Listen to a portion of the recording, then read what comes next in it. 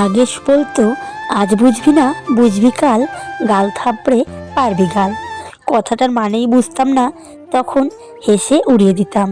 এখন কিন্তু একটু হলেও বুঝতে পারি কেন বললাম কথাটা। পুরো ভিডিওটা দেখো, তাহলেই বুঝতে পারবে। আজকে হলো বৃহস্পতিবার, আর এখন বাজে সকাল 5টা। এই যে একটু আগে ঘুম থেকে উঠেছি, আর এখন তো কুয়াশা একটু কম পড়ছে। ওই দেখো, কালকে রাতে সমস্ত কিছু লেপে মুছে কমপ্লিট করে রেখেছি।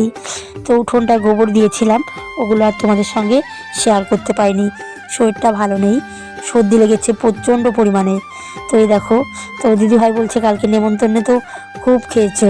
তো দিদির সঙ্গে অনেকক্ষণ গল্প করলাম, তারপরে দেখো এদিকে গল্প করতে করতে আমার উঠোন ঝাড় দেওয়া কমপ্লিট হয়ে গেল। তো তোমরা সকলে কেমন আছো? আশা করি খুব ভালো আছো। কে কোথা থেকে আমার ভিডিওগুলো দেখছো একটু কমেন্ট করে জানাবে। দেখো, উঠোন ঘর ঝাড় দেওয়া কমপ্লিট করে ঝাঁটাটা ধুয়ে এখন একদম হাত মুখটা ধুয়ে নেব। সত্যি কথা বলতে আগের তুলনায় কিন্তু খুব কম ঠান্ডা পড়ছে। আগে যেমন কুয়াশা পড়তো। তো এদিকে দেখো, আমি গোলাপ গাছটা বুনেছিলাম অনেক দিন আগে, খুব সুন্দর গোলাপ ধরছে এখন। তো তারপর ব্রাশ করতে করতে আমার যে আছে একজন, ওকে বের করছি। আর ও তো আমি উঠে গেলেই কান্নাকাটি শুরু করে দেয়। তারপর ওকে মাঠে বেঁধে দিয়ে এসে তারপর অন্য অন্য কাজগুলো করব হাত মুখ ধুয়ে। সত্যি কথা, আমার মানে কি বলবো, এত শরীরটা খারাপ যাচ্ছে কয়েকদিন থেকে। তো আমি না এই যে মিনি ব্লগগুলো একটা ইউটিউবে আপলোড করেছি, তোমাদের সাপোর্ট আর ভালোবাসা কিন্তু খুব পরিমাণ পেয়েছি গো। তো ওই জন্য ভাবছি একটা করে মিনি ব্লগ রোজ দেব, যদি তোমরা আমাকে একটু সাপোর্ট আর ভালোবাসা দাও। তো ওরা এখনও কেউ ঘুম থেকে ওঠেনি, তো আমি ওদেরকে একটু ডেকে তুলছিলাম।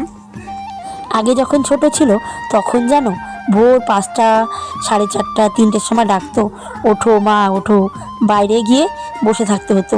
আর এখন একটু বই পড়তে চায় না, এই যে দেখো উঠতেই চায় না। আমি ওকে ওঠানোর চেষ্টা করছি, ও আরও মাথা মুড়ি দিয়ে শুচ্ছে। তো ওকে একটু আদর করে তারপর আমি চা বসিয়ে দেবো। এত বদমাশ হয়েছে কি বলবো তোমাদেরকে। আর সকাল সকাল জানোই, চা না খেলে যেন দিনটা শুরুই হয় না। আমার মতন কে কে দুধ চা ভক্ত একটু বলবে কিন্তু কমেন্ট করে। তো দেখো, একবার খেয়েছে, তারপর এসছে মাঠটা থেকে একটু ভাগ নিবে, তো তাই ওকে একটু দিয়ে দিলাম। তারপরে অনেকটা সময় পেরিয়ে গেছে, এদিকে সেদ্ধ ভাত করে দিয়েছি। তোমাদের দাদাভাই যাবে দোকানের কিছু মাল আনতে আর ওদেরকে স্কুল দিয়ে আসতে। তো এই দেখো যাচ্ছে। তো তার একটু পরে ওরা আবার ঘুরে এসছে, স্কুল নাকি আজকে বন্ধ, যেহেতু কালকে সরস্বতী পুজো ওই জন্যে। তো আজকের ভিডিওটা এখানেই শেষ করব। সবাই ভালো থেকো, আর আমার ভিডিওগুলো ভালো লাগলে লাইক কমেন্ট শেয়ার করো। Bye bye.